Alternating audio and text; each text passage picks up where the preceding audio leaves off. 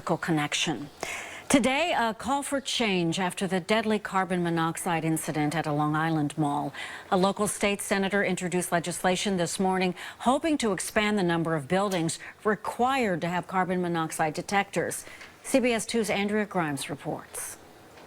That's one of the the scary things is you just don't know what's happening.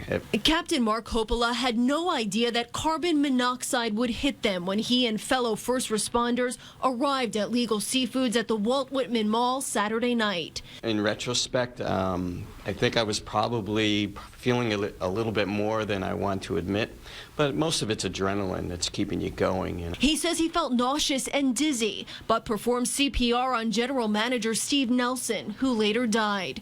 27 others were sickened. Running up and down stairs because it was in the lower basement, getting equipment. I really thought I was just out of shape because I couldn't breathe. The incident raising questions about carbon monoxide detector regulations. New York, New Jersey, and Connecticut all have state laws requiring detectors in homes for the toxic odorless gas. Connecticut also requires them in all schools. Long Island State Senator Carl Marcelino wants to take it even further. If the man who died should not have died, there should have been a detector in that restaurant. He introduced legislation Monday morning in the New York State Senate that would require the installation of carbon monoxide detectors in restaurants and other commercial buildings in New York State. Marcelino says that would also include schools. This legislation will save lives. It's unfortunate we have to do these things.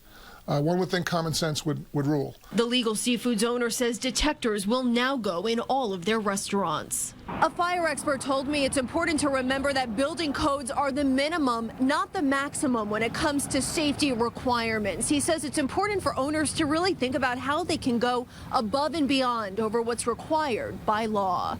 On Long Island, Andrea Grymes, CBS 2 News. Suffolk County legislator John Kennedy is calling for similar legislation. He's also asking for carbon monoxide detectors to be immediately installed in Suffolk County municipal buildings and college buildings.